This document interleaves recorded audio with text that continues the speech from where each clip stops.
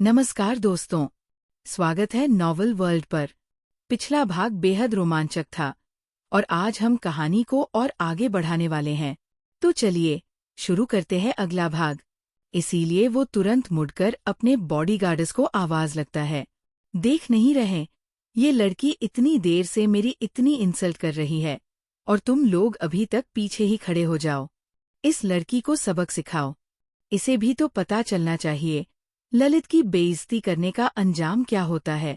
उन चारों बॉडीगार्ड्स में से एक पिया को मारने के लिए जैसे ही आगे बढ़ता है, पिया झुककर एक किक उस बॉडीगार्ड के घुटनों पर मारती है, जिससे वो तुरंत जमीन पर बैठ जाता है। पिया मौका पाकर एक और साइड रिवर्स किक उसके सर पर मार देती है, जिससे वो तुरंत जमीन पर चिल्लाकर गिर जाता है। इसे देख सारे बॉडीगार्ड्स गुस्से में आ जाते हैं और पिया को घेर लेते हैं और एक किक सीधे पिया के छाती पर निशाना बनाते हुए आगे बढ़ती है। उससे बचने के लिए पिया लड़खड़ा जाती है और पीछे की तरफ गिरने लगती है और डर से अपनी आंखों को बंद कर लेती है। लेकिन अचानक उसकी कमर को दो मजबूत हाथों ने पकड़ लिया। जब पिया को एहसास होता है कि वो गिरी नहीं है और किसी ने उसे पकड़ रखा है, लेकिन उसे ये टच काफी जाना पहचान लग रहा था। धीरे धीरे अपने आंखें खोलने पर आदित्य का हैंडसम चेहरा उसकी आंखों के सामने दिखाता है और वो उन काली गहरी आंखों में खो गती है। आदित्य भी पिया की समंदर जैसी नीली आंखों में डूबता जा रहा था। उन दोनों को आसपास का कोई होश ही नहीं था। उन दोनों को देखकर ऐसा लग रहा था कि उन दोनों के अलावा वहां कोई और मौजूद ही ना हो। धड़ाम! आदित्य के पीछे खड़े 12 लोगों में से एक आदमी की जमीन पर गिरने की आवाज आती है। ये और कोई नहीं, उसका असिस्टेंट मानव था। जब पिया और आदित्य का ध्यान शोर की वजह एक दूसरे के ऊपर से हटता है, तब वो दोनों आसपास देखते हैं। वहां सब ऐसे खड़े थे जैसे किसी ने उन्हें स्टैचू बोल दिया हो। सामने का नजारा देखकर बॉडीगार्ड्स तो अपनी जगह पर डर के मारे कांप रहे चे। और जो लोग आदित्य के पीछे खड़े थे, वो ऐसे दिख रहे थे मानो उन्होंने कोई भूत देख लिया हो। उनके मुंह इतने बड़े खुल गए थे कि एक अंडा भी उसमें समाया जा सकता था। उन सब अजीब रिएक्शन को नजरअंदाज करके आदित्य पिया खड़ा करता है और पलटकर उस टकले आदमी को देखता है। उसकी नजर इतनी ठंडी थी कि ललित को अपनी रीढ़ की हड्डी में ठंडक महसूस होती है। और उसके घुटने कांपना शुरू हो जाते हैं। उसके पूरे शरीर से धंधा पसीना पानी की तरह बहने लगता है। आदित्य लालित को घूरकर बस एक शब्द बोलता है, मानव, और वहां से पलट कर जाने लगता है। मानव तुरंत अपने होश में वापस आता है और खड़े होकर अपने जेब से मोबाइल निकलता है। कुछ देर बात करने के बाद वी कॉल कट कर देता है और ललित को दया की भावना से देखने लगता है और पलटकर आदित्य के पीछे चलने लगता है। आदित्य थोड़ी दूर चलकर रुक जाता है, पलटकर पिया को गहराई से देखता है, लेकिन पिया को कुछ समझ नहीं आ रहा था कि इस समय आदित्य के मन में क्या चल रहा है। पिया को कुछ देर देखने के बाद वो बिना कुछ कहे वहां से चला जाता है। जब ललित आदित्य को जाते हुए देखता है तो वो पीछे भागते हुए ही चिल्लाता है, मिस्टर ओबेरॉय, ये एक गलत फहमी है। कि तभी उसका मोबाइल बजने लगता है। उसके असिस्टेंट का कॉल देखकर वो तुरंत उसे पिक कर लेता है। उसका असिस्टेंट लड़खड़ाती हुई आवाज में बोलता है, सर, आप बैंक कारपेट हो गए हैं। पता नहीं इतनी जल्दी कैसे आपकी प्रॉपर्टी के अवैध काम उजागर हो रहे हैं। सर, जल्दी ही सब कुछ बर्बाद हो जाएगा। पुलिस वाले कभी भी आपको ढूंढने आते ही होंगे। आपको इंडिया छोड़कर चले जाना चाहिए सर, वरना आपको कोई नहीं बचा सकता। सर, क्या आप मेरी आवाज सुन रहे हैं? Hello sir, hello. उधर ललित को तो चक्कर आने शुरू हो गए। उसके आंखों के सामने अंधेरा सा छा रहा था। ये सब देख पिया बिल्कुल अवाक हो गई थी और अपने होश में वापस आते ही अपनी दोस्त, जो सदमे की वजह से ले बुत बनी खाड़ी थी, उसे खिंचती हुई अपने साथ ले जाती है। उसे डर था कि कोई और मुसीबत ना उसके सामने खड़ी हो जाए। कुछ समय बाद एक गगनचुंबी इमारत के अंदर टॉप फ्लोर पर एक बहुत बड़ा व्हाइट एंड ग्रे कलर के ऑफिस में बड़ी सी टेबल की पीछे एक हैंडसम आदमी डॉक्यूमेंट को साइन करने में बिजी था कि अचानक धड़ाम जोर से आवाज आती है।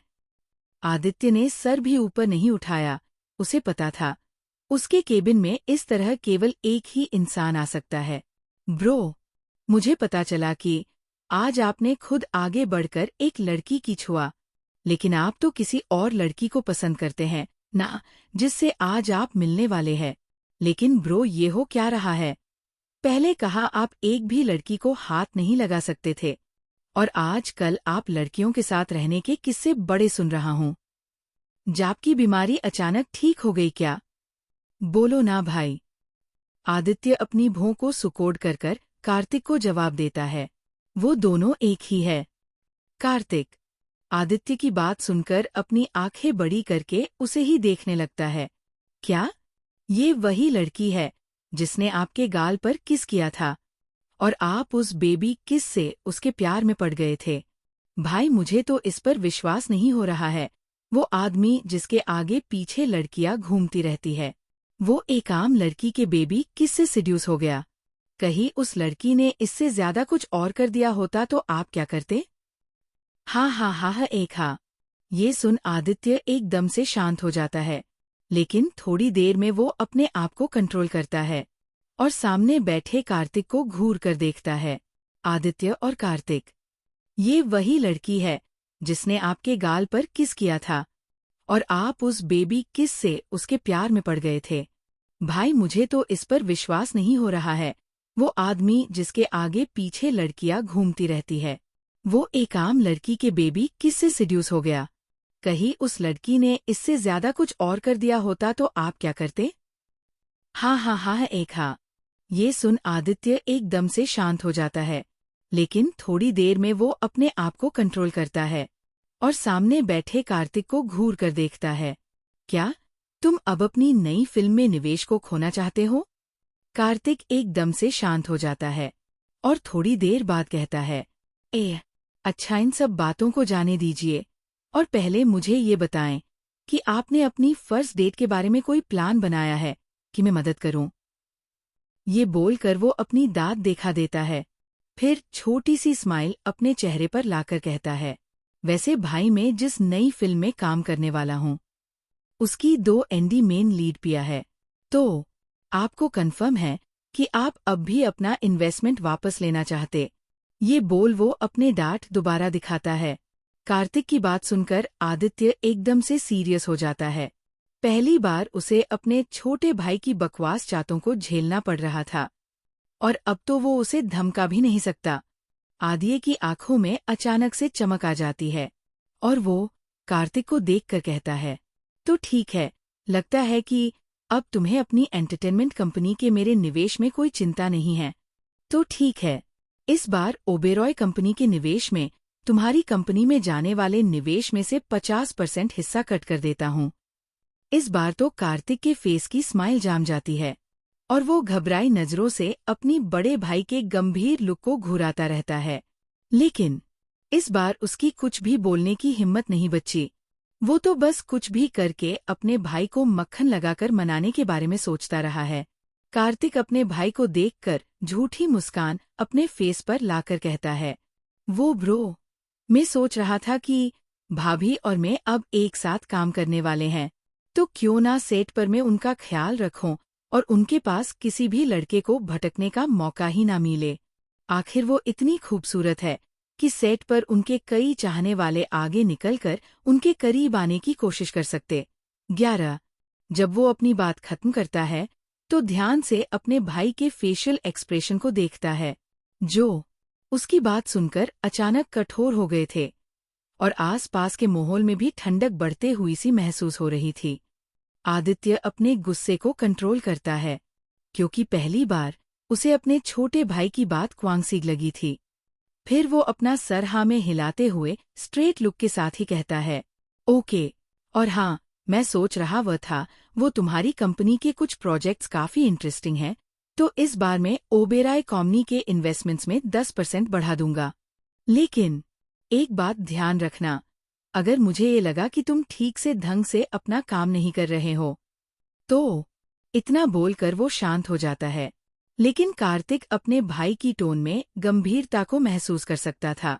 वो समझ गया कि उसका ये जालिम भाई इस बार अप्रत्यक्ष रूप से उसे धमकी दे रहा है। अगर उसने पिया के साथ किसी का नाम जुड़े हुए सुन भी लिया तो एक शायद उसकी कंपनी के नीलाम होने की नौबत न जाए। ये सोचकर वो एक गंभीर सांस लेता है और बिना कुछ भी आगे बकवास किए वहां से 9-2-11 हो जाता है। वो समझ गया था कि उसने अपनी गलती से अपने भाई को भड़का दिया था। सारी बातों से अनजान पिया अपनी दोस्त को उसके घर पर छोड़कर अपने घर पहुंच जाती है और जैसे ही वो अपने घर के अंदर कदम रखती है तो उसे सामने साक्षी दिखाती है, जो उसके पुनर्जन्म के बाद से लगभग गायब ही हो गई थी।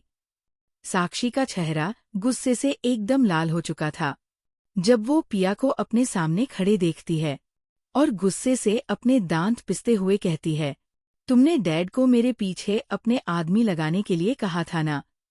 कि क्योंकि मैं पहले से पता था कि मैं और अनिकेत अब एक साथ है और तुम्हें ये बात बिल्कुल भी बर्दाश्त नहीं हो रही कि अनिकेत ने तुम्हें धोखा दिया। बिल्कुल वो हमेशा से मुझे प्यार करता था, पर तुम्हें ये सब करके भी अनिकेत कभी हासिल नहीं होने वाला, क्योंकि अब तो वो तुम्हारे साथ केवल प्यार का नाटक ही कर रहा था और वो अभी भी तुम्हारे प्यार में नहीं पड़ने वाला, भले ही उसने तुम्हारा ये खूबसूरत चेहरा ही क्यों ना देख लिया हो। लेकिन डैड को इन सब के बीच में लाकर तुमने बहुत गलत कर दिया। साक्षी की बात सुनकर पिया अपनी अब्रोस उठाकर एक टेढ़ी स्माइल अपने चेहरे पर लती हुई कहती है, पहली बात वो केवल मेरे डैड है, उनका तुमसे कोई लेना देना नहीं। उन्होंने बस तुम पर तरस खाकर इस घर में रहने दिया और अपना सेरनाम इस्तेमाल करने दिया। लेकिन अब सोचो, जब ये बात पता चली कि उनकी असली बेटी के मंगेतर को उनकी सौतेली बेटी, जिसे उन्होंने तरस खाकर अपने घर में शरण दी, उसके साथ नाजायज संबंध है, तो कहीं वो तुम्हें इस घर से धक्का मारकर बाहर ना निकाल दे, क्योंकि अपनी अच्छाई के चलते उन्होंने तुमको और तुम्हारी घाटिया माँ को इस घर में पनाह दी और कुछ लीगल अधिकार दिए, जिसका तुम्हारी वो लालची माँ अब तक गलत इस्तेमाल करती आ रही है। पता नहीं तुम्हारी इस करतूत का भुगतान उनकी भी ना डोलना पड़ जाए। तू पिया की बातों को सुनकर साक्षी घबराकर अपने मन में सोचती है, इस लड़की को अचानक से क्या हो गया है? ये लड़की इतनी ज्यादा बालाक कैसे हो गई है? इतनी बेवकूफ, भोली और चुप चुप रहने वाली लड़की की जवान ऐसे कैंची के जैसे इतने तेज चल रही है। लेकिन मुझे तो इस बात से ज्यादा फ्रस्ट्रेशन हो रही है कि इस चुड़ैल को मेरे और अनिकेत के बारे में पता चला है। अगर इस बात को एक बार मैं मनने की कोशिश कर भी लेती हूँ, लेकिन इसे मॉम के बारे में इस तरह की बातें करते देख मुझे तो ऐसा लग रहा है कि इससे माँ के बारे में भी जरूर कुछ न कुछ तो पता चल ही गया है। जो लड़की मॉम के गुणगति नहीं थकती थी, वो लड़की मॉम के बारे में मुझसे इस तरह से बातें कर रही है। पता नहीं मॉम को जब इस बारे में पता चलेगा तो क्या होगा। ओह, लेकिन सबसे जरूरी बात तो ये है कि इस चुड़ैल को हमारी करतूतों के बारे में जानकारी कौन दे रहा है। इसके पास तो इतना दिमाग नहीं हो सकता कि ये हमारे बारे में पता लगवा सके, क्योंकि आज से पहले तो ये मेरी और मॉम की अच्छाई के जाल में अच्छे से उलझ चुकी थी और इसकी आंखों में जो अब तक माँ के प्यार की पट्टी हुई थी, वो तो लगता है कि गायब ही हो गई है। लेकिन अब मुझे इस बेवकूफ से भी तो कोई बहस नहीं कर सकती, क्योंकि कोई भी बात क्यों ना हो, बात तो ये एकदम ठीक ही कह रही है। अब पता नहीं है मेरे साथ आगे क्या करने वाले हैं। नहीं, मैं इस स्थिति को इस तरह खराब होते हुए नहीं देख सकती। मुझे जल्द से जल्द मॉम को इस बारे में बताना होगा और उन्हें कुछ भी करके उनकी ट्रिप से वापस बुलाना होगा, क्योंकि अब इस मुसीबत से केवल मोम ही हम दोनों को बाहर निकल सकती है। पिया और साक्षी का आमना सामना। पिया की बातों को सुनकर साक्षी घबराकर अपने मन में सोचती है, इस लड़की को अचानक से क्या हो गया है? ये लड़की इतनी ज्यादा चालाक कैसे हो गई है? इतनी बेवकूफ, भोली और चुप चुप रहने वाली लड़की की जबान ऐसे कैंची के जैसे इतने तेज चल रही है। लेकिन मुझे तो इस बात से ज्यादा फ्रस्ट्रेशन हो रही है कि इस चुड़ैल को मेरे और अनिकेत के बारे में पता चला है। अगर इस बात को एक बार मैं मानने की कोशिश कर भी लेती हूँ, लेकिन इसे मॉम के बारे में इस तरह की बातें करते देख मुझे तो ऐसा लग रहा है कि इससे माँ के बारे में भी जरूर कुछ न कुछ तो पता चल ही गया है। जो लड़की मॉम के गुणगति नहीं थकती थी, वो लड़की मॉम के बारे में मुझसे इस तरह से बातें कर रही है। पता नहीं मॉम को जब इस बारे में पता चलेगा तो क्या होगा। ओह, लेकिन सबसे जरूरी बात तो ये है कि इस चुड़ैल को हमारी करतूतों के बारे में जानकारी कौन दे रहा है। इसके पास तो इतना दिमाग नहीं हो सकता कि ये हमारे बारे में पता लगवा सके, क्योंकि आज से पहले तो ये मेरी और मॉम की अच्छाई के जाल में अच्छे से उलझ चुकी थी, और इसकी आंखों में जो अब तक माँ के प्यार की पट्टी हुई थी, वो तो लगता है कि गायब ही हो गई है।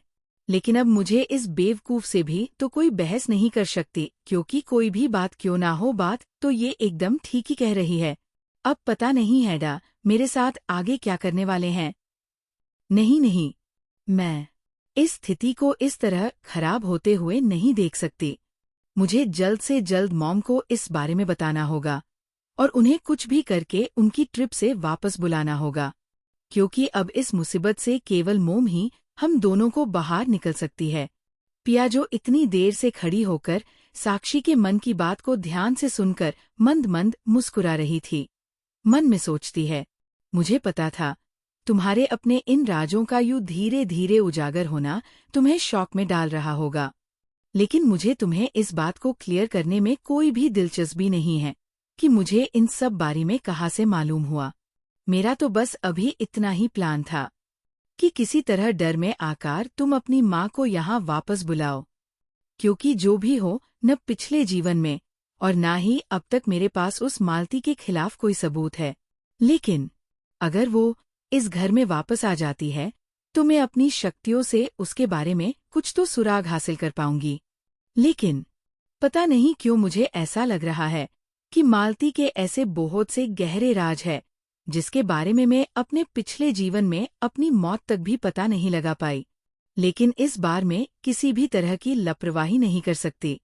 मुझे जितना जल्दी हो सके अपनी शक्तियों के बारे में और भी ज्यादा जानना होगा, क्योंकि मुझे ऐसा लग रहा है कि मालती के पीछे कोई है जो अब तक अंधेरे में है। 111। शायद ये सब मेरी पावर की वजह से है, क्योंकि जब मैं मालती के बारे में सोचती हूँ तो मुझे पता नहीं क्यों ये अजीब सी फीलिंग बार बार होने लगती है, जैसे बहुत से गहरे राज है जो मालती के सामने आने से उजागर हो जाएंगे। पिया साक्षी को एक आखिरी बार ध्यान से देखती है और पलटकर वहां से चली जाती। एक साथ एथ स्टार रेस्टोरेंट में पिया के डैड ने उसकी ब्लाइंड डेट के लिए एक रेस्टोरेंट का एड्रेस भेजा था। वो उसी रेस्टोरेंट के सामने खड़ी थी। उसने आज रेड कलर की 1 पीस ड्रेस पहनी थी, जिसकी लेंथ उसके घुटने तक आती थी। उसने मेकअप के नाम पर बस अपने होठों पर लिप बाम ही लगाया था और अपने कमर तक के बालों को पीछे खोल छोड़ दिया था। इतनी सिंपल लुक में भी वो गुलाब की खिली पंखुड़ी के समान लग रही थी। आते हुए लोग बार बार उससे पलटकर देख रहे थे। पिया एक लंबी और गहरी सांस लेती है और आगे बढ़ने लगती है। रेस्तरां के गेट पर खड़ा मानव जब पिया को आते हुए देखता है तो तुरंत आगे बढ़कर उसका स्वागत करता है। पिया मानव को देखकर वही रुक जाती है। उसे ये आदमी थोड़ा जाना पहचान तो लग रहा था, पर अभी उसे ये याद नहीं आ रहा था कि उसने उसे कहाँ देखा है। 111। पिया के पास पहुंचकर मानव बहुत सम्मानपूर्वक उसे ग्रीट करता है। हेलो मिस पिया। सर, अभी कुछ ही देर में पहुंचाने वाले हैं। मुझे आपको आपकी मंजिल पर पहुंचाने के लिए बोला गया है। मानव की बात को सुन पिया ज्यादा कुछ न सोचते हुए बस हाँ में अपने सर हिलाती है और उसके पीछे चलने लगती है। मानव 13वीं मंजिल के प्राइवेट रूम के बाहर आकर खड़ा हो जाता है और कहता है, मैम, मुझे आपको यहीं तक छोड़ने के ऑर्डर मिले थे। अब आगे आपको अकेले ही जाना होगा। पिया मानव की बातें सुनकर हमें अपना सर हिलाती है, लेकिन अपने आसपास देखकर थोड़ा झिझकते हुए पूछती है। वो मैं पूछना चाहती थी कि यहाँ आसपास कोई नजर क्यों नहीं आ रहा है। वो मैम, सर ने ये पूरा फ्लोर आपके लिए खाली करवा दिया है ताकि आप असहज महसूस न करें।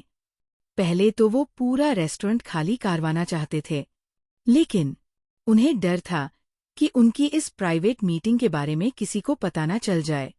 इसीलिए उन्होंने सिर्फ ये मंजिल ही खाली करवाया है। 11 इंच। मानव की बातें सुनकर पिया स्पीचलेस हो गई थी। उसे ये समझ नहीं आ रहा था कि वो इस बात पर कैसे रिएक्ट करे। वो बस अपना आर हिला सकती थी। मानव उसे वहां अकेला छोड़कर चला जाता है। पिया जब गेट खोलने के लिए अपना हाथ आगे बढ़ाती है तो उसका दिल जोर से धड़क रहा था।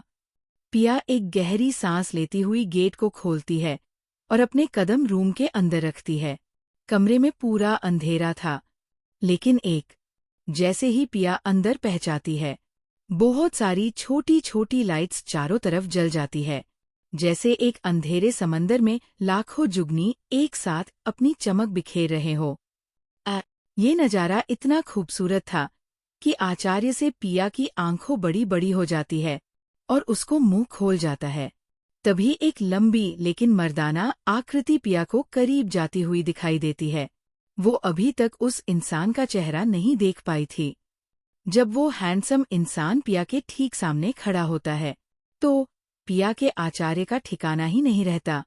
उस इंसान को अपने सामने खड़ा देखकर अनायास ही पिया के मुंह से निकलता है, तुम। कमरे में पूरा अंधेरा था, लेकिन 11:01 जैसे ही पिया अंदर पहुंचाती है, बहुत सारी छोटी छोटी लाइट्स चारों तरफ जल जाती है, जैसे एक अंधेरे समंदर में लाखों जुगनू एक साथ अपनी चमक बिखेर रहे हो। ये नजारा इतना खूबसूरत था कि आश्चर्य से पिया की आंखों बड़ी बड़ी हो जाती है और उसको मुंह खुल जाता है। तभी एक लंबी लेकिन मर्दाना आकृति पिया को करीब आती हुई दिखाई देती है। वो अभी तक उस इंसान का चेहरा नहीं देख पाई थी। जब वो हैंडसम इंसान पिया के ठीक सामने खड़ा होता है तो पिया के आश्चर्य का ठिकाना ही नहीं रहता। उस इंसान को अपने सामने खड़ा देखकर अनायास ही पिया के मुंह से निकलता है, तुम। अब आगे सामना खड़ा व्यक्ति कोई और नहीं बल्कि आदित्य ही था। वो अपने ब्लू कलर के टैक्सिडो सूट में किसी हैंडसम प्रिंस से कम नहीं लग रहा था। वो किसी 23 साल के यंग मॉडल से भी खूबसूरत लग रहा था। उसको अपने सामने खड़ा देखकर पिया तो मानो थोड़ी देर के लिए फ्रीज सी हो गई। जब प्रिया ने बहुत देर तक आगे कुछ भी नहीं कहा तो आदित्य ने उसको उसकी ख्यालों की दुनिया से बाहर निकालने के लिए अपना एक हाथ आगे बढ़ाया और कहा, चले। आदित्य की मैग्नेटिक लेकिन स्लो वॉइस को सुनकर पिया अपने होश में वापस आई, लेकिन शर्मिंदगी के कारण उसके गाल थोड़े गुलाबी हो गए थे। उसका ये हाल देखकर आदित्य के चेहरे पर एक छोटी मगर प्यारी सी स्माइल आ जाती है, लेकिन वो अपनी जगह से नहीं हिलता। पिया थोड़ा झिझकते हुए ही सही अपना हाथ आदित्य के हाथों पर रख देती है। आदित्य जब पिया का हाथ पकड़ता है तो दोनों की धड़कन तेज हो जाती है, जिसे उस कमरे की शांति में साफ साफ सुना जा सकता था। आदित्य पिया को लेकर सम के बीचों बीच चला जाता है, जहां पर एक गोल मेज रखी हुई थी और उसके दोनों तरफ चेयर थी। टेबल को कमरे की ही तरह बहुत ही सुंदर तरीके से सजाया गया था। जब पिया ये सब देखती है तो उसके चेहरे पर एक प्यारी सी स्माइल आ जाती है, क्योंकि उसके दोनों जीवन में उसके हेड के अलावा किसी ने भी उसके लिए इतना कुछ नहीं किया था। हालांकि वो पहले अनिकेत के साथ थी और उसे लगता था कि अनिकेत उससे प्यार करता है, लेकिन उसने कभी भी पिया के लिए कुछ भी ऐसा नहीं किया था, क्योंकि ज्यादातर तो वो पिया से दूर रहने के बहाने खोजते रहता था। पिया को जब ये सब याद आता है, उसके चेहरे की मुस्कान अचानक से थोड़ी उदासी में बदल जाती है। जब आदित्य पिया के बदले हुए एक्सप्रेशन को देखता है तो उससे कुछ समझ नहीं आता, लेकिन तब भी उसका ध्यान भटकाने के लिए एक कुर्सी को खींचते हुए उससे बैठने का इशारा करता है, जिससे पिया अपनी बुरी यादों से वापस प्रेजेंट में आती है और अपने फेस पर एक झूठी मुस्कान लाते हुए चेयर पर बैठ जाती है। अचानक उसका ध्यान इस बात पर जाता है कि मानव ने तो उससे कहा था कि आदित्य को आने में अभी थोड़ा टाइम लगेगा, लेकिन वो तो उसके आने से पहले ही यहाँ पर था। यही सोचकर वो असमंजस में आदित्य को देखने लगती है। आदित्य पिया का चेहरा देखकर समझ जाता है कि वो क्या सोच रही है, लेकिन उसे पिया को सच बताने का कोई इरादा नहीं था। वो तो बस अपने सामने बैठी पिया को एक टक देखता जा रहा था, जिससे पिया को थोड़ा सा अजीब लग रहा था। लेकिन उसे आदित्य का यूं देखना बिल्कुल भी बुरा नहीं लग रहा था। वो तो बस आदित्य से बात करने के बारे में सोच रही थी कि उससे किस बारे में बात करनी चाहिए। ऐसे ही कुछ देर तक दोनों के बीच में साइलेंस रहता है, जिसे तोड़ते हुए पिया बोलती है, उस दिन सेट पर मेरी मदद करने के लिए थैंक यू। पिया की मीठी आवाज सुनकर आदित्य अपने होश में आता है और अपना सर हिलाते हुए ही कहता है, फिर वो अचानक ही पिया को देखते हुए ही कहता है, मुझे तुमसे शादी के करनी। पिया अपनी बात कहकर जब एक राहत की सांस लेती है, तो आदित्य की ये बात सुनकर अचानक से उसकी सांस उसके गले में ही अटक जाती है। लगता है कि उसने जो सुना वो कोई वहम था, इसीलिए कन्फर्म करने के लिए वो आदित्य को ध्यान से देखने लगती है। पिया का ये अजीब सा रिएक्शन देखकर आदित्य अपनी बात दोहराते हुए कहता है, मुझे तुमसे शादी करनी है। आदित्य की बात सुनकर पिया शौक से अपनी आंखें बड़ी करके आदित्य को घूरने लगती है। पिया का ये रिएक्शन देखकर आदित्य अपनी बात आगे बढ़ाते हुए कहता है, क्या तुम्हें नहीं पता था कि हम यहाँ अपनी शादी के बारे में बात करने के लिए ही मिलने वाले थे? ये सुनकर पिया तो स्पीचलेस हो जाती है। उसे समझ नहीं आ रहा था कि उसे उसकी बात का क्या जवाब देना चाहिए, क्योंकि बोल तो वो सच ही रहा था। वो अभी ये सब सोच ही रही थी कि अचानक आदित्य की मैग्नेटिक वॉइस दोबारा सुनाई देती है, क्या कोई बात है जो तुम मुझसे कहना चाहती हो? अब पिया को समझ में नहीं आता कि वो आदित्य की बातों का क्या जवाब दे। लेकिन पिया अपनी हिम्मत की जोड़ते हुए कहती है, देखिए मिस्टर ओबेरॉय, मैंने तो अभी आपको अच्छे से जानती भी नहीं हूँ, और अभी तक तो ये हमारी तीसरी मुलाकात ही है, तो क्या आप मुझे इस बारे सोचने के लिए थोड़ा टाइम दे सकते हैं? पिया की बातों को सुनकर आदित्य की भी थोड़ी सिकुड़ जाती है, लेकिन वो पिया को ज्यादा न परेशान करते हुए कहता है, ओके। इसके बाद काफी देर तक दोनों एक दूसरे से कुछ नहीं कहते हैं, लेकिन अब पिया को काफी बुरा लगने लगा था, क्योंकि वो मन ही मन जानती थी कि भले ही ये उन दोनों की तीसरी मुलाकात थी, लेकिन तीनों ही टाइम आदित्य ने पिया की मदद की थी, वो भी बिना किसी सेल्फिश रीजन के। वो अपने अपराध बोध के चलते खुद को कोसती हुए मन में कहती है, आई एम सॉरी आदित्य, मैं अपने पिछले जीवन के धोखे की वजह से इतनी जल्दी किसी पर भी विश्वास नहीं कर सकती। आखिर दूध जा हल छाछ भी फूंक कर पिता है।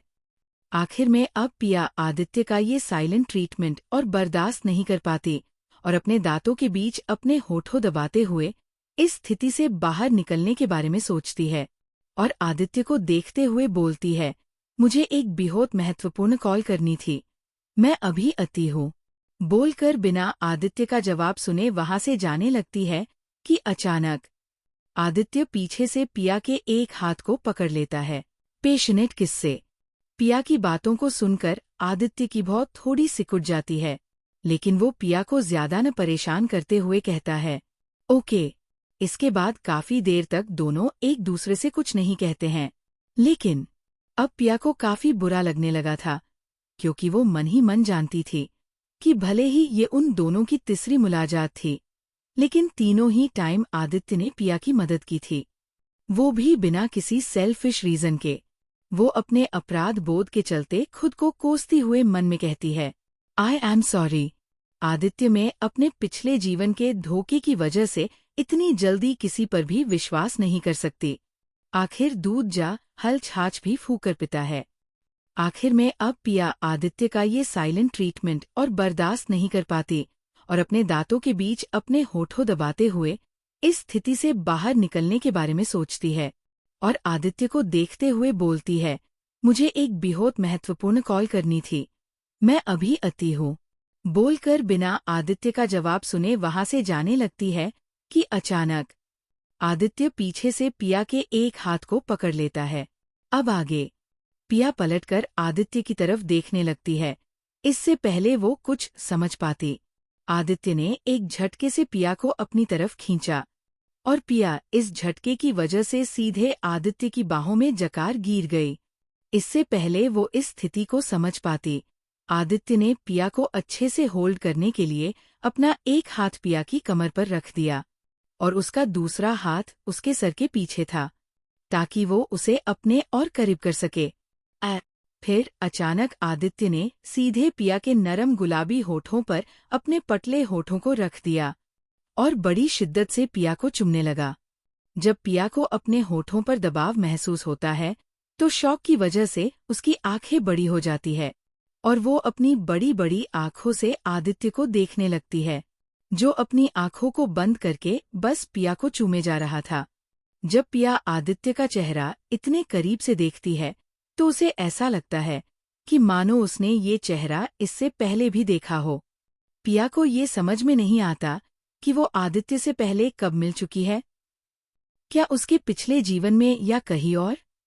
वो अपने मन में चल रहे ख्यालों को झटक कर आदित्य को खुद से दूर करने के लिए अपने हाथों को आदित्य के कंधे पर रखती है कि उसके हाथ अचानक ही रुक जाते हैं।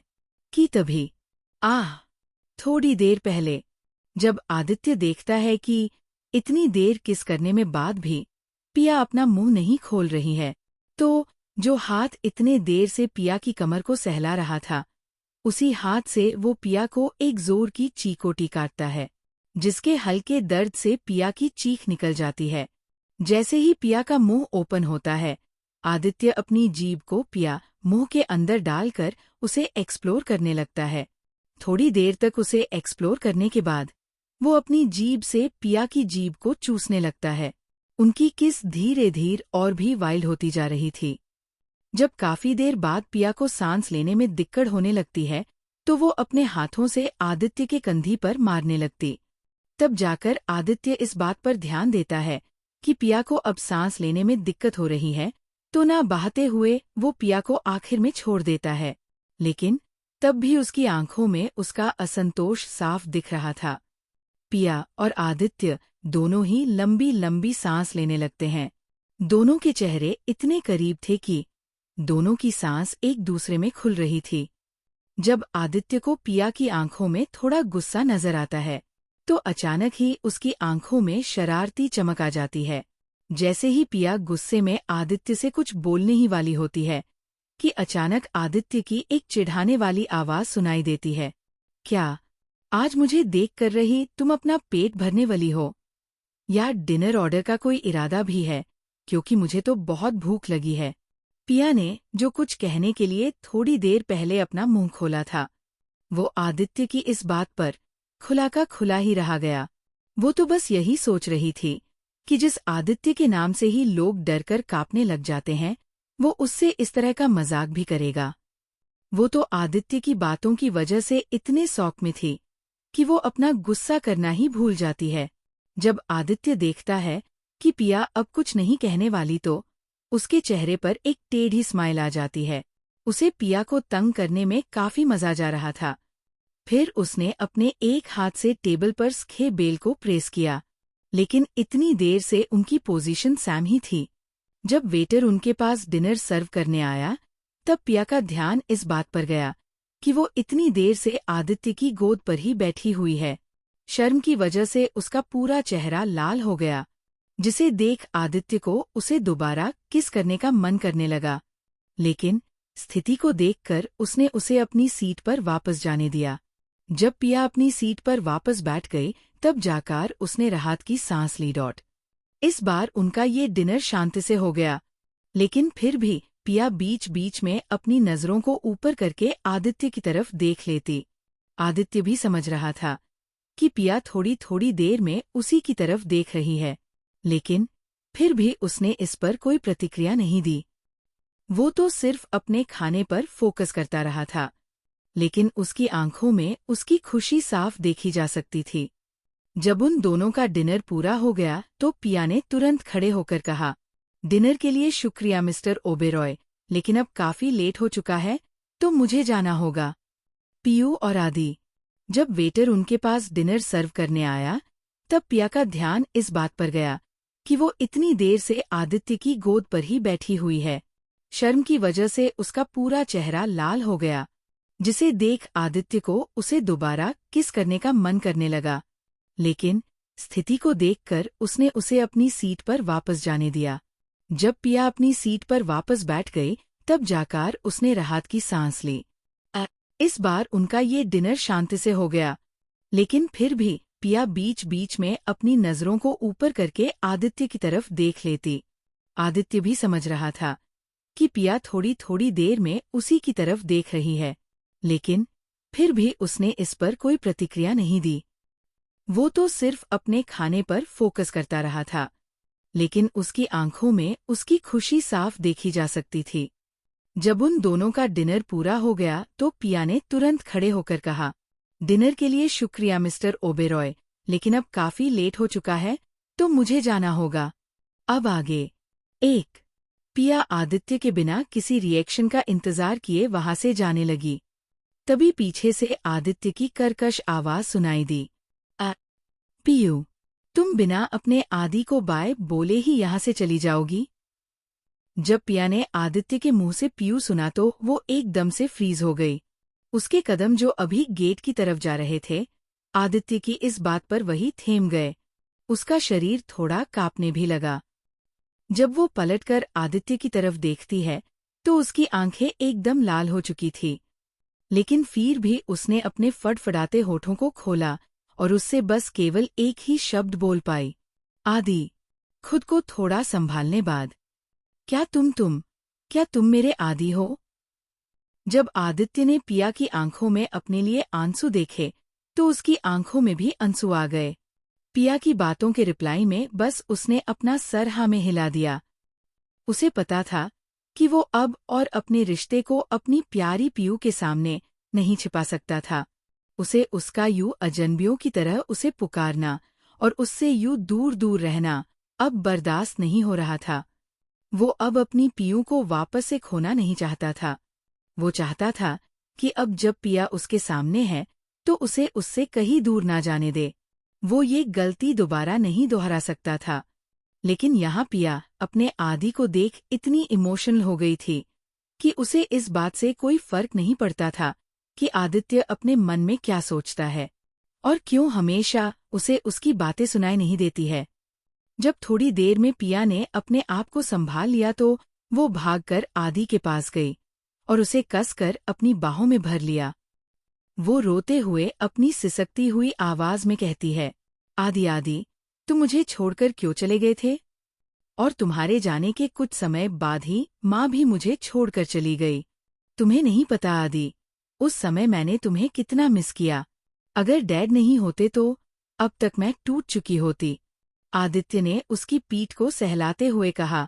वो उसे शांत करने की कोशिश कर रहा था।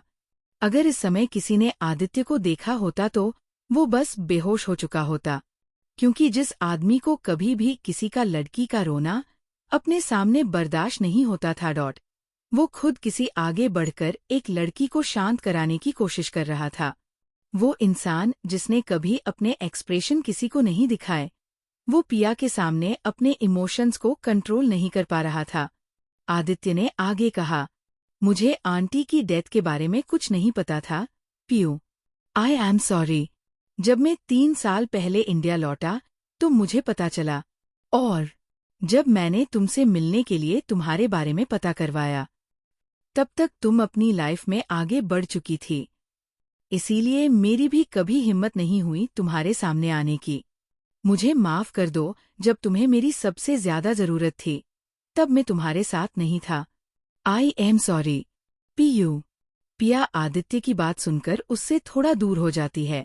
वो आदित्य के चेहरे को बहुत ध्यान से देखने लगती है, मानो वो अपने सामने खाड़े इंसान की तुलना अपनी बचपन की यादों से जुड़े हुए इंसान से कर रही हो। उसे इस बात पर भी बहुत शर्म आती है कि वो अपने आदि को कभी पहचान क्यों नहीं पाई। लेकिन अब उसे समझ में आ रहा था कि उसे आदित्य का चेहरा इतना जाना पहचान क्यों लगा। उसे ये सोचकर भी अपराध बोध हो रहा था कि इतने दिनों से आदित्य के इतना करीब होने पर भी उसे ये पहले महसूस क्यों नहीं हुआ। अब उसे समझ आ रहा था कि जब भी आदित्य उसके करीब आता था तो वो असहज महसूस क्यों नहीं करती थी।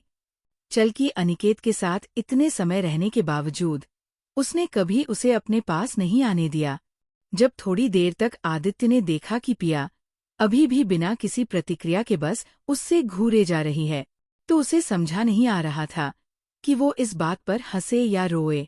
उसने अपने हाथों से पिया के बहते आंसुओं को पोंछने के बाद अपने दोनों हाथों से उसके चेहरे को थाम लिया। आदित्य ने अपने होठ पिया के माथे पर रख दिए, फिर उसकी दोनों भीगी पलकों पर, फिर उसके सॉफ्ट गालों पर, और आखिर में अपने होठ पिया के कोमल गुलाबी होठों पर रख दिए। ये किस बहुत ही सॉफ्ट एंड जेंटल थी, जैसे वो पिया को अपनी किस से ये एहसास दिला रहा हो कि उसने केवल उसे मिस ही नहीं किया था बल्कि वो उसे प्यार भी करता है। वो ये बात पिया को अपनी सॉफ्ट किस से बताना चाह रहा था। पिया ने भी पहले की तरह कोई विरोध नहीं किया, बल्कि वो भी इस किस में आदित्य का पूरा साथ दे रही थी। जब आदित्य को ये महसूस हुआ तो वो और भी शिद्दत से उसे किस करने लगा। थोड़ी देर सॉफ्ट किस करने बाद आदित्य अपना माथे को पिया के माथे से जोड़े हुए सांस लेने लगता है।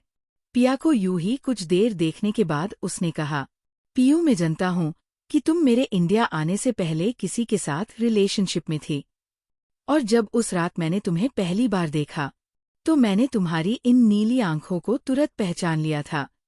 पर मुझे उस समय इस बात पर विश्वास नहीं हुआ, लेकिन जब तुम मेरे करीब आई तो तुम्हारा टच मुझे काफी जाना पहचाना सा लगा।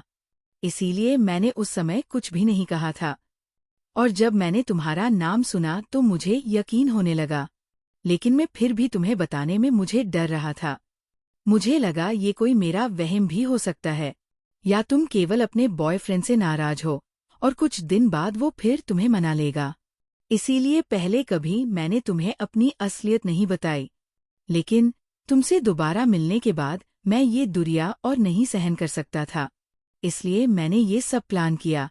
मुझे पता है कि तुम्हें शायद मेरा ये करना पसंद ना आए, लेकिन मैं अपनी पियू के साथ अपनी पूरी जिंदगी बिताना चाहता हूँ, क्योंकि पियू हमेशा से सिर्फ आदि की थी और रहेगी। मैं तुमसे पहले जितना प्यार करता था उतना आज भी करता हूँ। जब बचपन में तुमने मुझसे अपने प्यार का इजहार किया था तभी मैं तुम्हें बताना चाहता था, लेकिन तब मैं तुम्हारे काबिल नहीं था, क्योंकि तब मैं सिर्फ आपने रिच डैड का अच्छा बेटा था। मेरी खुद की कोई पहचान नहीं थी। थोड़ी देर रुकने के बाद अपने चेहरे पर एक छोटी सी स्माइल आते हुए अपनी एक आँख को ब्लिंक करते हुए कहता है, और तुम भी तो कह करती थी कि मैं दुनिया की सबसे खूबसूरत लड़की हूँ, तो मैं भी केवल उसी से शादी करूंगी जो दुनिया में सबसे पावरफुल होगा। क्यों? बचपन की यादें। पिया को यूं ही कुछ देर देखने के बाद उसने कहा, पियू, मैं जानता हूँ कि तुम मेरे इंडिया आने से पहले किसी के साथ रिलेशनशिप में थी, और जब उस रात मैंने तुम्हें पहली बार देखा तो मैंने तुम्हारी इन नीली आंखों को तुरंत पहचान लिया बा। पर मुझे उस समय इस बात पर विश्वास नहीं हुआ, लेकिन जब तुम मेरे करीब आई तो तुम्हारा टच मुझे काफी जाना पहचाना सा लगा। इसीलिए मैंने उस समय कुछ भी नहीं कहा था, और जब मैंने तुम्हारा नाम सुना तो मुझे यकीन होने लगा, लेकिन मैं फिर भी तुम्हें बताने में मुझे डर रहा था। मुझे लगा ये कोई मेरा वहम भी हो सकता है, या तुम केवल अपने बॉयफ्रेंड से नाराज हो और कुछ दिन बाद वो फिर तुम्हें मना लेगा। इसीलिए पहले कभी मैंने तुम्हें अपनी असलियत नहीं बताई, लेकिन तुमसे दोबारा मिलने के बाद मैं ये दुरिया और नहीं सहन कर सकता था, इसलिए मैंने ये सब प्लान किया। मुझे पता है कि तुम्हें शायद मेरा ये करना पसंद ना आए, लेकिन मैं अपनी पियू के साथ अपनी पूरी जिंदगी बिताना चाहता हूँ, क्योंकि पियू हमेशा से सिर्फ आदि की थी और रहेगी। मैं तुमसे पहले जितना प्यार करता था उतना आज भी करता हूँ।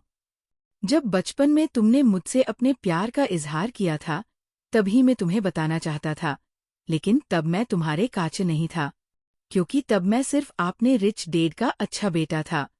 मेरी खुद की कोई पहचान नहीं थी।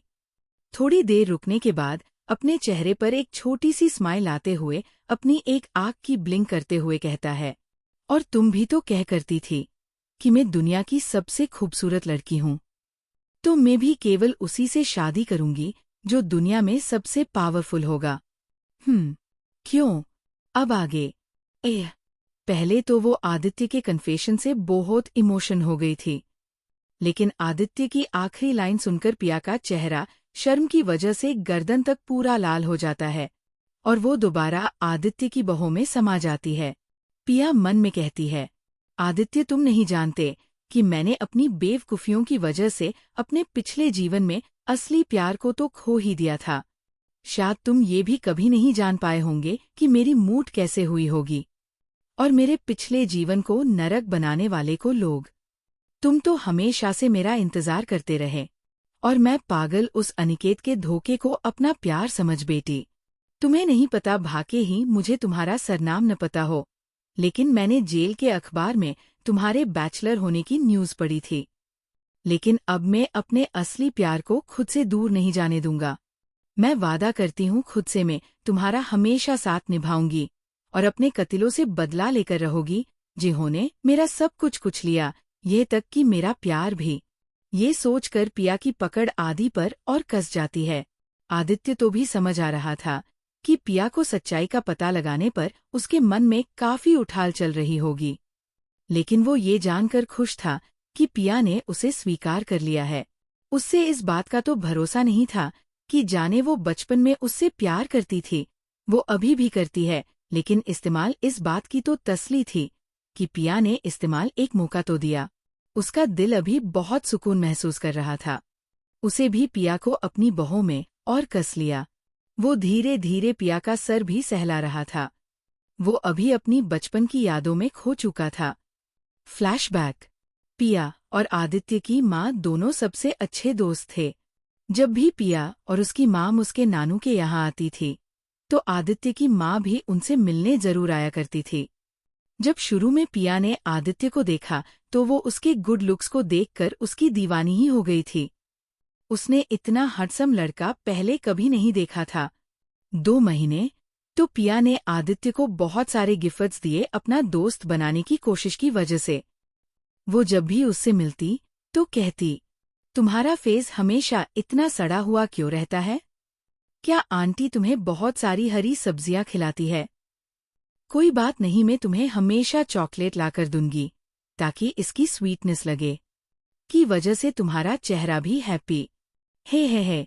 पहले तो आदित्य उसे ज्यादा भाव नहीं देता था, लेकिन उसकी मासूमियत, उसकी अच्छाई और उसके क्यूट बिहेवियर की वजह से वो भी उसे पसंद करने लगा था। उन दोनों को यूं साथ में खुश रहते देख मिसिस ओबेरॉय हमेशा कहती थी, मेरा आदि जब भी पिया के साथ होता है तो सच में बच्चा बन जाता है। इसीलिए मैं अपने प्यारे बेटे को यहाँ पिया के साथ खेलने के लिए लाती हूँ, ताकि मेरा बेटा भी अपना बचपन दूसरे बच्चों की तरह जी सके। वर्रा, तो मेरा आदि इतनी छोटी सी उम्र में ही इतना परिपक्व हो गया है कि कभी कभी मुझे ऐसा लगता है कि कहीं ये अपनी जिम्मेदारियों को संभालने के चक्कर में जीना ही ना भूल जाए। और इन दोनों की खुशी के बहाने मुझे एक प्यारी सी बेटी भी तो मिल जाएगी। 7 साल की पिया इन बातों को सुनकर काफी एक्साइटेड हो जाया करती थी, क्योंकि उसे आदि के साथ रहना पसंद था। उसे शादी का मतलब ज्यादा समझ में तो नहीं आता था, पर उसे इतना पता था कि वो दोनों हमेशा साथ रहेंगे, और वो आदित्य को पसंद भी तो करती भी। पर 16 साल के आदित्य के लिए ये कोई मजाक नहीं था। उसने तो हमेशा इस बात को सच ही मान लिया था। वो तो इतनी सी उम्र में पिया को पसंद करने लग गया था, क्योंकि वो पहले ही काफी परिपक्व हो गया था, इसलिए अपने मन की बातों को कभी जुबा पर नहीं लाया था। वो हमेशा से जानता था कि अगर फ्यूचर में उसे पिया से शादी करनी है तो उसे पहले उसके लायक बनना होगा, ताकि वो उसे सबसे प्रोटेक्ट कर सके। आदित्य ने पिया को अपने लाइफ पार्टनर के रूप में देखना शुरू कर दिया था। उन दोनों की ये दोस्ती 1 साल तक रही, जब तक आदि अपनी आगे की पढ़ाई करने और अपने बिजनेस को संभालने के लिए विदेश नहीं चला गया था। 11 और उसके 1 साल बाद ही पिता की मां की मौत हो गई, जिसके बाद से पिया की खुशहाल लाइफ को तो मानो किसी की नजर ही लग गई हो। Flashback and. 7 साल की पिया इन बातों को सुनकर काफी एक्साइटेड हो जाया करती थी। क्योंकि उसे आदि के साथ रहना पसंद था। उसे शादी का मतलब ज्यादा समझ में तो नहीं आता था, पर उसे इतना पता था कि वो दोनों हमेशा साथ रहेंगे। और वो आदित्य को पसंद भी तो करती थी। पर 16 साल के आदित्य के लिए ये कोई मजाक नहीं था। उसने तो हमेशा इस बात को सच ही मान लिया था। वो तो इतनी सी उम्र में पिया को पसंद करने लग गया था। क्योंकि वो पहले ही काफी परिपक्व हो गया था, इसलिए अपने मन की बातों को कभी जुबां पर नहीं लाया था। वो हमेशा से जानता था कि अगर फ्यूचर में उसे पिया से शादी करनी है तो उसे पहले उसके लायक बनना होगा, ताकि वो उसे सबसे प्रोटेक्ट कर सके। आदित्य ने पिया को अपने लाइफ पार्टनर के रूप में देखना शुरू कर दिया था। उन दोनों की ये दोस्ती 1 साल तक रही, जब तक आदि अपनी आगे की पढ़ाई करने और अपने बिजनेस को संभालने के लिए विदेश नहीं चला गया था। और उसके 1 साल बाद ही पिता की मां की मौत हो गई, जिसके बाद से पिया की खुशहाल लाइफ को तो मानो किसी की नजर ही लग गई हो। Flashback and. अब आगे। आदि। वो। बोलो। वो तुमने मुझे काफी कसकर गले लगा लिया है। मुझे सांस लेने में दिक्कत हो रही। पिया की बात सुनकर वो तुरंत पिया को अपनी बाहों से आजाद करता है। वो तो अपने बचपन की यादों में इतना खो गया था कि उसने इस बात पर ध्यान ही नहीं दिया कि उसने पिया को कितना जोर से गले लगाकर रखा था। पिया उसके सामने एक गहरी सांस लेते हुए उसे ही देख रही थी, जिसे देखकर आदित्य के कान एकदम से लाल हो गए थे। वो पिया से अपनी नजरें घुराने लगता है। पिया भी आदित्य को यूं शर्माता देखकर मुस्कुराने लगती है। आदित्य अपने आपकों को संभलते हुए कहता है, मुझे लगता है कि तुम्हें इतनी देर रात अकेले नहीं जाना चाहिए। मैं तुम्हें सिंघानिया हाउस छोड़ देता हूँ। ठीक है। पिया ज्यादा कुछ ना बोलते हुए बस अदिया के पीछे पीछे चली जाती है। आधे घंटे बाद एक कार पिया के घर के सामने आकर रुकी। दोनों ने रास्ते भर कोई बात नहीं की थी। जब पिया देखती है कि उसका घर आ गया है, तो वो आदित्य की तरफ देखकर एक प्यारी सी स्माइल अपने चेहरे पर लाते हुए कहती है, आदि, आज का दिन मैं अपनी जिंदगी में कभी नहीं भूलूंगी। Thank you. आदित्य, जो पूरे रास्ते एकदम शांत था, पिया की इस बात को सुनकर उसकी आंखों में चमक आ जाती है। असल में वो अभी भी पिया से बहुत सारी बातें करना चाहता था, लेकिन उसे समझ में नहीं आ रहा था कि वो पिया को कैसे रोके। जब पिया देखती है कि आदि कोई रिप्लाई नहीं कर रहा है, तो वो उसे बाय बोलकर गेट खोलने लगती। उसे लग रहा था कि शायद आज उसके ज्यादा कुछ ना बोलने पर आदि उससे नाराज हो गया है, पर वो भी क्या कर सकती थी। अपने गिल्ट से वजह से तो वो आदित्य से अपनी नजरों में भी नहीं मिला पा रही थी। पिछले जीवन की गलतियों की वजह से उसके अपनों को इतना कुछ सहना पड़ा। वो अपने आप को संभालने के लिए कुछ समय चाहिए थी। आखिर इतनी सारी बातें किसी को भी एक साथ पता लगी तो उसका भी हाल वही होता। पिया ये सब सोचते हुए जैसे ही कार के गेट पर अपना हाथ रखती है कि अचानक से पीछे से एक हाथ उसकी कमर पर आता है, और पलक झपकते ही वो फिर से आदित्य की गोद में थी। ये इतनी जल्दी हुआ कि पिया को रिएक्ट करने का मौका भी नहीं मिला। पिया के हाथ अनायास ही आदित्य के सीने पर आ जाते हैं। आदित्य पिया को बहुत प्यार से देखते हुए उसके चेहरे की एक लेट को उसके कान के पीछे ले जाते हुए अपनी स्लो वॉइस में कहता है, मुझे पता है, इतनी सारी चीज एक साथ पता लगने के बाद तुम्हें कुछ टाइम चाहिए। आदित्य की बातों से पिया की आंखों बड़ी हो जाती है। वो मन में सोचती है, इसे हमेशा मेरी मन की सारी बातें कैसे पता चल जाती है? क्या ये भी लोगों के मन की बातों को सुन सकता है? फिर अपनी ही बातों को नकारते हुए कहती है, नहीं, नहीं, ये कैसे हो सकता है? इतने में दोबारा आदित्य की आवाज सुनाई देती है, वैसे मैं तुम्हें थोड़ा टाइम देने के लिए तैयार हूँ, लेकिन तुम्हें पता है ना कि हम जल्द ही शादी करने वाले हैं, तो मिस पियो, आप खुद को जल्दी से तैयार कर लो, मिसेस आदित्य ओबेरॉय बनाने के लिए। बोलकर पिया को देखकर अपनी एक आंख विंक करता है, जिससे पिया के गाल शर्म से लाल हो जाते हैं, लेकिन वो बस अपना सर हाँ में हिला पाती है। आदित्य कुछ सोचते हुए पिया से कहता है, क्या तुम किसी फिल्म में काम करने जा रही हो? पिया आदित्य को देखकर फिर से हाँ में अपना सर हिला देती है। क्या तुमने किसी कंपनी को साइन किया है? पिया थोड़ा कंफ्यूज होकर आदित्य से कहती है, लेकिन मेरी तो अभी ये पहली ही फिल्म है, तो भला कौन सी मीडिया कंपनी मुझे साइन करेगी? पिया की बात से आदित्य के चेहरे पर एक टेढ़ी स्माइल आ जाती है। क्या कल तुम अपने काम से फ्री होकर मेरी कंपनी आ सकती हो? पिया उसकी बात पर ज्यादा न सोचते हुए बस ओके बोल देती है। तुम्हारा काम जब पूरा हो जाए तो तुम मुझे कॉल कर देना, मैं तुम्हारे सेट पर तुम्हें लेने के लिए किसी को भेजू दूंगा। पिया भी उसकी बात मान जाती है।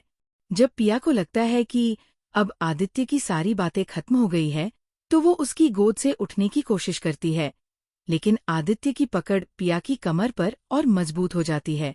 पिया कंफ्यूज नजरों से आदित्य को देखने लगती है, तो आदित्य पिया के माथे पर किस करते हुए कहता है, तुम क्यों हमेशा मुझसे भगाने की कोशिश करती रहती हो? क्या मैं इतना डरावना दिखता हूँ? क्या कोई लड़की अपने होने वाले पति से ऐसा बर्ताव करती है? अगर तुम मुझसे और दूर भागने की कोशिश करती हो तो मैं तुमसे कल ही शादी कर लूंगा और कभी तुम्हें खुद से दूर नहीं जाने दूंगा। आदित्य की बात सुनकर पिया को समझ में नहीं आता कि वो उसकी इस बात पर हंसे या रोए। उसे थोड़ा बुरा भी लग रहा था। वो अपने दोनों हाथों से आदित्य के चेहरे को थाम लेती है और एक लाइट किस आदित्य की लिप्स पर कर देती है। आदित्य तो बस पिया को देखे जा रहा था। वो इस चीज के लिए बिल्कुल तैयार नहीं था। वो इतना शॉक्ड हो जाता है कि उसकी आंखों बड़ी बड़ी हो जाती है, क्योंकि आज पहली बार पिया ने आगे बढ़कर उसके होठों को चुमा था। वो तो एकदम से शांत हो गया था और कोई रिएक्ट नहीं कर पाया, लेकिन जैसे ही वो अपने होश में आया, तब तक पिया उसे वहां उसी हाल में छोड़कर उसकी कार के बाहर जा चुकी थी और हंसते हुए ही उसे वेव कर रही थी। आदित्य तो एकदम स्पीचलेस था। पहली बार लाइफ में किसी ने उसका पोपट जो बनाया था।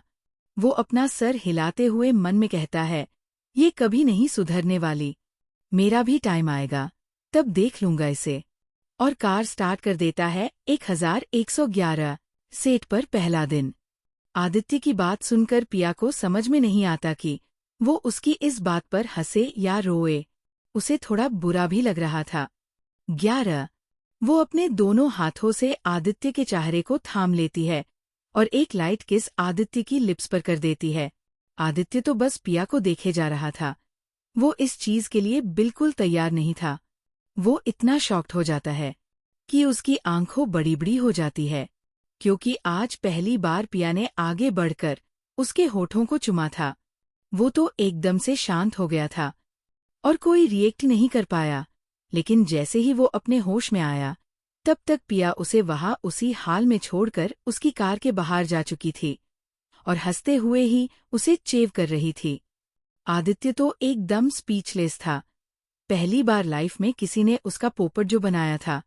वो अपना सर हिलाते हुए मन में कहता है, ये कभी नहीं सुधरने वाली, मेरा भी टाइम आएगा, तब देख लूंगा इसे।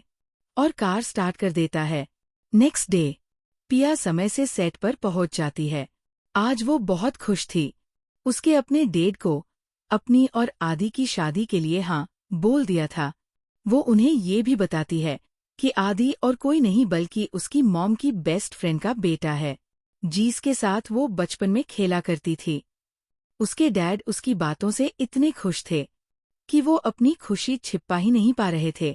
उन्हें इस बात से बहुत राहत भी मिली थी कि अब उनकी बेटी अनिकेत को भुलाकर एक नई शुरुआत कर रही है।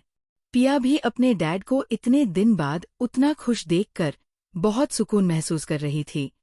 पिया को अब लगने लगा था कि वो अब अपनी और अपने पापा की जिंदगी को बदल सकती है। अब वो किसी और को अपनी खुशियों में नजर नहीं लगाने देगी। पिया यही सब सोचते हुए आगे बढ़ती जा रही थी कि थोड़ी ही दूरी पर उसे सारे क्रू मेंबर्स दिख जाते हैं, जिन्हें देखकर वो जल्दी से उनको ज्वाइन करने के लिए उनके पास चली जाती है। तब डायरेक्टर का असिस्टेंट उसके पास आते हुए कहता है, मिस पिया बैंक गॉड, आप टाइम पर आ गई। आज आपका पहला दिन है, इसी के लिए आज आपको अपने डायलॉग्स को एक बार और अच्छे रिहर्स कर लेना चाहिए, ताकि एक्ट के समय पर आपको ज्यादा प्रॉब्लम ना फेस करनी पड़े। आपका सिलेक्शन लास्ट मूवमेंट पर हुआ है, तो शायद आपको यहाँ कोई ना पहचानता हो, लेकिन अगर आपको कोई भी समस्या हुई तो आप मुझे बता सकती है, अभी फिलहाल आपका शायद ही कोई देखा सीन शूट होना हो, क्योंकि इस समय दोनों मेन लीड्स का सीन शूट होगा। आप भी देखकर थोड़ा अभ्यास कर सकती है। ओके, मैं अब चलता हूँ। पिया भी एक स्माइल के साथ ओके बोलकर उन्हें रिप्लाई कर देती है। वो शूटिंग के साइड में एक चेयर पर जाकर बैठती है और अपने डायलॉग्स को याद करने लग जाती है। उसका पूरा ध्यान अपने काम पर था, इसीलिए आस-पास हो रही हलचल के बारे में उसे कुछ भी नहीं पता था। सेट पर अचानक से भीड़ बाहर की तरफ जाने लगी, जहां एक तरफ सारे लड़के जलन से सामने की तरफ देख रहे थे, वहीं दूसरी तरफ लड़कियां खुद को और भी ज्यादा खूबसूरत दिखाने की कोशिश में खुद को ठीक करने में लगी हुई थी। भीड़ में से ही किसी लड़की की आवाज बहुत उत्तेजित आवाज आती है। मुझे नहीं पता था कि कार्तिक सर इतनी जल्दी आ जाएंगे। वहीं एक कोने में एक लड़की खुद को ठीक करते हुए कहती है, मुझे नहीं पता था कि कार्तिक सर आ जाने वाले हैं। मैंने तो अच्छे से अपना मेकअप भी नहीं किया। मैं आज अच्छी नहीं दिख रही। मैं कैसे कार्तिक सर से मिल पाऊंगी? उस लड़की की बातों को सुनकर उसके साथ वाली लड़की उसका मजाक उड़ते हुए कहती है, तुम अगर पूरा ब्यूटी पार्लर भी अपने साथ लेकर चलोगी, तब भी कार्तिक सर तुम्हें एक नजर भी नहीं देखने वाले। क्या तुम नहीं जानती कार्तिक सर कितने स्ट्रिक्ट है? अगर कोई भी लड़की उन्हें सिड्यूस करने की कोशिश करती है, तो वो उस लड़की का पूरा करियर ही खराब कर देते हैं। हालांकि वो अपने फ्रेंड सर्कल में बहुत ही खुशमिजाज इंसान माने जाते हैं, लेकिन अगर कोई भी उन्हें परेशान करने की कोशिश करता है, तो उसको बर्बाद होने से कोई भी नहीं बचा सकता। अपने साथ वाली लड़की की बातों को सुनकर वो लड़की थोड़ा डर जाती है, लेकिन फिर चिढ़ते हुए कहती है, तुम इतना हाइपर क्यों हो रही हो? मैं कौन सा उनसे मिलने जा रही थी? 11 सब लोग उनके टेम्पर के बारे में अच्छे से जानते हैं। क्या अब मैं अपने सपनों के राजकुमार से मिलने के बारे में सोच भी नहीं सकती? क्या पता कब उनकी नज़र मुझ पर पड़ जाए और उन्हें भी मुझसे प्यार हो जाए। हाय उन लड़कियों की बातों को सुनकर वहां खड़े लड़कों की जलन भरी नजरें कार्तिक को देखे जा रही थी। हालांकि हर कोई जानता था कि बाहे वो अपने मन में उसके बारे में कुछ भी उल्टा सीधा ना सोच ले, लेकिन वो सब अपने मन में ये अच्छे से जानते थे कि कार्तिक एक हैंडसम एंड रिच आदमी था, जिससे हर कोई अपनी जान पहचान पड़ना चाहता था। आखिर ऐसा हो भी क्यों ना? भला ऐसा कौन ही बेवकूफ होगा जो ओबरॉय फैमिली का समर्थन ना चाहता हो? उन सभी की बातों और प्रतिक्रियाओं को पूरी तरह से इग्नोर करते हुए कार्तिक अपने बॉडीगार्ड्स की प्रोटेक्शन में आगे अपना रास्ता बनते हुए इधर उधर देखता जा रहा था, जैसे वो किसी को ढूंढ रहा हो। जब उसकी नज़र सेट के कोने पर पड़ी, तो वो सेट के कोने पर बैठी एक लड़की को देखता है, जिसे देखकर उसकी आंखों में एकदम से चमक आ जाती है, और वो उस लड़की को वहां देखकर जो अपनी काम में पूरी तरह से मशगूल थी, उसकी दिशा में अपने तेज कदमों से जाने लगता है। कार्तिक पिया के पास पहुंचकर उसके बगल वाली कुर्सी पर बिना कुछ बोले बैठ जाता है और अपने गाइस को कुछ इशारा करता है, जिसे समझते हुए उसके गाइस उससे थोड़ा दूर होकर उस जगह को कवर कर लेते हैं, जिससे जब लोग उन्हें देख सकते थे, लेकिन कोई भी उनके पास जाने और उनकी कोई भी बात सुनने की हिम्मत भी नहीं कर सकता था। जब कार्तिक देखता है कि उसके वहां बैठने पर भी पिया का अभी तक कोई भी प्रतिक्रिया नहीं आया, तो वो खुद ही आगे बढ़कर इम्पेशेंटली कहता है, भाभी मुझे तो यकीन ही नहीं हो रहा है कि हम दोनों इस फिल्म में साथ काम करने वाले हैं। अपने बगल में किसी अनजान आवाज को सुन पिया थोड़ा घबरा जाती है और तुरंत अपने बगल में बैठे इंसान की तरफ देखती है। एक्चुअली वो अपनी रिहर्सल में इतना डूब गई थी कि उसके आसपास का क्या हो रहा है इसका उसे कोई भी होश नहीं रहता। जब पिया कार्तिक की तरफ शौक से देख रही थी, तो कार्तिक अपने चेहरे पर बच्चों की तरह थोड़ा नाराजगी के भाव लाते हुए कहता है, क्या भाभी, मुझे पता है मैं भाई की तरह ज्यादा हैंडसम नहीं हूँ। इसका मतलब ये नहीं कि आप मुझे पहचान ही ना पाए। आखिर मैं हूं तो एक फेमस सेलिब्रिटी ही। पिया जब कार्तिक की बातों को सुनती है, तो उसे समझ आता है कि कार्तिक उसे इतनी देर से भाभी बोल रहा था। आखिर वो आदित्य का छोटा भाई जो था, लेकिन उसे इस बात की उम्मीद नहीं थी कि सेट के पहले ही दिन कार्तिक सब लोगों के सामने उससे खुद मिलने आएगा और उससे किसी बच्चे की तरह व्यवहार भी करेगा। पिया को अपने ही ख्यालों में खोया हुआ देख कार्तिक फिर से कहता है, क्या हुआ भाभी? क्या आपको मेरा यूं आपके पास बैठना आपको पसंद नहीं आया? पिया और कार्तिक। पिया जब कार्तिक की बातों को सुनती है तो उसे समझ आता है कि कार्तिक उसे इतनी देर से भाभी बोल रहा था। आखिर वो आदित्य का छोटा भाई जो था। लेकिन उसे इस बात की उम्मीद नहीं थी कि सेट के पहले ही दिन कार्तिक सब लोगों के सामने उससे खुद मिलने आएगा और उससे किसी बच्चे की तरह व्यवहार भी करेगा। 11। पिया को अपने ही ख्यालों में खोया हुआ देख कार्तिक फिर से कहता है, क्या हुआ भाभी? क्या आपको मेरा यूं आपके पास बैठना आपको पसंद नहीं आया? पिता कार्तिक के बोलने पर अपने होश में वापस जाती है और एक प्यारी सी स्माइल अपने फेस पर लाते हुए कहती है, ऐसा नहीं है कार्तिक सर, वो मैं आपको अचानक यहाँ देखकर थोड़ा सा शॉक हो गई थी, और कुछ नहीं। पिया का जवाब सुनकर आदित्य थोड़ा रिलैक्स हो जाता है, लेकिन फिर अचानक अपना मुंह सिकोड़ कर कहता है, माना कि मैं आपसे उम्र में 2 साल बड़ा हूँ, लेकिन रिश्ते से तो आप मेरी होने वाली भाभी हुए और मैं आपका छोटा सा देवर, तो आपको मुझे मेरे नाम से बुलाना चाहिए। अगर भाई को पता चल गया कि आप मुझे सर कहकर बुलाती हो तो वो मेरा एक्टिंग करियर ही खत्म कर देंगे। भाभी से आगे से आप मुझे मेरे नाम से बुलाएगा। पिया कार्तिक की बात से थोड़ा सा शॉक हो जाती है, लेकिन फिर हमें अपना सर हिला देती है। कार्तिक पिया की हामी को देखकर खुश होते हुए कहता है, बढ़िया, तो आज से ही आप मुझे कार्तिक कहकर बुलाओगी, और अगर आपको कभी भी मेरी कोई भी मदद की जरूरत हो तो बेझिझक मुझसे कह सकती है। बंदा हमेशा आपकी खिदमत में हाजिर रहेगा। 00। वैसे मुझे डायरेक्टर ने बताया था कि इस फिल्म की सेकंड लीड, यानी आपने एक्टिंग थिएटर में ग्रेजुएट किया है, तो आपकी एक्टिंग बहुत ही अच्छी होगी। लेकिन फिर आपको सीन में कभी कोई दिक्कत हो तो मुझसे बोल सकत है। मैं आपके साथ रिहर्सल भी कर सकता हूँ। इससे मेरी भी रिहर्सल हो जाएगी। पिया कार्तिक की बातों से एकदम से खुश हो जाती है, क्योंकि भले ही उसमें अभिनय के बारे में कितना ही क्यों ना सीखा हो, थी तो उसकी ये पहली ही मूवी। उसने सोचा अकेले रिहर्सल करने से अच्छा है कार्तिक के साथ रह रस करे। आखिर कार्तिक की परफॉर्मेंस के बारे में कौन नहीं जानता था, और इससे उसकी बची कुछ नर्वसनेस भी खत्म हो जाएगी। पिया तुरंत ही खुश होकर कहती है, बिल्कुल, मुझे तुम्हारे साथ रिहर्सल करने से कोई प्रॉब्लम नहीं है।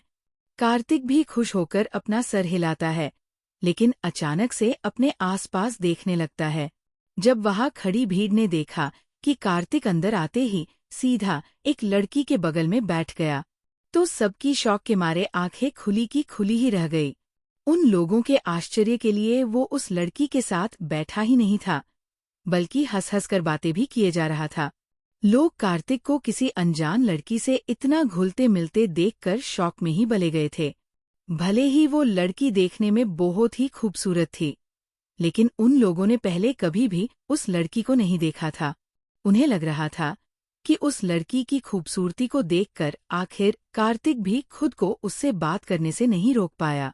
लेकिन उन लोगों के शौक को बढ़ाने के लिए जब कार्तिक ने देखा कि सब लोग बस उन दोनों को ही अपनी बड़ी बड़ी आंखें करके घूरे जा रहे थे, उसे पिया की थोड़ी चिंता होने लगी। इसीलिए उसने पिया को उसकी वैनिटी वैन में अपने साथ रिहर्सल करने और बाकी बातें करने के लिए कहा। उसे पता था कि उसके वहां ना होने पर सब पिया से सवाल पूछकर जरूर उसे परेशान करेंगे। पिया भी जब कार्तिक को अपने आसपास देखता हुआ पाती है तो उसे भी लोगों का घूरना महसूस होता है, इसीलिए वो भी उसके साथ जाने के लिए हाँ कर देती है।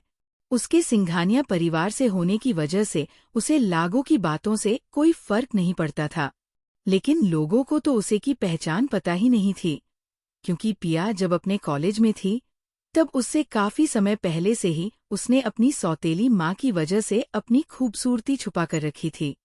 इसीलिए लोग आज तक यही सचा करते हैं कि अशोक सिंघानिया की बेटी दिखने में अच्छी नहीं है।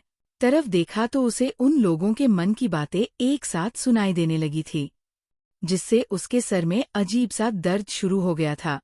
इसी वजह से वो कार्तिक के साथ तुरंत उस जगह से चली गई थी। वो यही सब अपने मन में सोचकर गहरी सांस ले रही थी, ताकि वो अपने दिमाग को थोड़ा शांत कर सके। 11। उसे समझ में नहीं आ रहा था कि उसे इतना अजीब सा दर्द उसके सर पर क्यों हो रहा था। ऐसा लग रहा था जैसे उसने अगर थोड़ी देर और उन लोगों के मन की बातों को सुन लिया तो उसके सर की नसें ही फट जाएगी। पहले तो उसे अपनी शक्तियों को पाकर बहुत खुशी हुई थी, लेकिन अब उसे समझ आ रहा था कि यदि उसने जल्दी ही इन्हें काबू करना नहीं सीखा तो एक दिन वो तेज सर दर्द से ही मर जाएगी। इतनी देर से कार्तिक के वहां होने से वो खुद के मन को शांत नहीं कर पा रही थी, लेकिन अब उसे पता था कि जब तक वो किसी को देख नहीं लेती तब तक वो किसी के मन की बातों को नहीं सुन पाएगी। सखैर, इसी बात से वो एक राहत की सांस लेती है, वरना उसे लग रहा था कि अगर वो इतने सारे लोगों की मन की बातों को कुछ देर और सुनती रहती तो पक्का पागल ही हो जाती। खुद को शांत करने के बाद वो वापस अपने डायलॉग्स को रीहियर्स करने में लग जाती है। चाहे जो भी हो, लेकिन वो आज शूटिंग के पहले दिन में किसी भी तरह की गलती नहीं करना चाहती थी। वो नहीं चाहती थी कि फर्स्ट डे उसे डायरेक्टर की डांट सुनने को मिले, क्योंकि इस मूवी के डायरेक्टर बहुत स्ट्रिक्ट माने जाते हैं। कुछ देर में ही कार्तिक के असिस्टेंट की आवाज फिर से वैनिटी वैन के बाहर से सुनाई देती है। वो कह रहा था, मिस पिया, आपकी शूटिंग का समय हो गया है, सब आपका इंतजार कर रहे हैं। उसकी बात सुनकर पिया झट से अपनी जगह से खड़ी हो जाती है और उसके साथ ही सेट के पर जाने लगती है। निर्देशक पिया को देखकर उसके सीन के लिए उसके कैरेक्टर की छोटी सी ब्रीफ देते हैं। इस सीन में पिया मेन लीड के द्वारा दिए गए मिशन के लिए खुद को तैयार करती है और उसे मोटिवेट करने के लिए मेन लीड अपने देश की प्रति उसकी जिम्मेदारियों के बारे में बताता है। पिया उनकी मोटिवेशनल बातों को सुनती है तो उसके अंदर भी अपने देश के लिए कुछ कर दिखाने का जोश उफान मारने लगता है। अपने आँखों में दृढ़ संकल्प की भावना लिए अपने हाथों की मुट्ठी बनाते हुए कहती है, सर मैं अपने वतन के लिए सभी मुश्किलों को पार करके इस मिशन को जरूर सफल बनाऊंगी, वो भी अपनी आखिरी सांस तक। इस सीन में पिया को अपने बहुत सारे इमोशंस को एक साथ दिखाना था। उसे अपने चेहरे पर एक फोगी जैसा जुनून, जीतने की इच्छा, अपने मिशन के लिए उसका समर्पण, उसके देश के प्रति उसका प्यार और कुछ कर दिखाने का उसका जज्बा साफ दिख रहा था। तभी कट। Well done. तो दोस्तों, आज के लिए बस इतना ही। अगला भाग और भी रोमांचक होगा, तो बने रहिए नॉवल वर्ल्ड के साथ।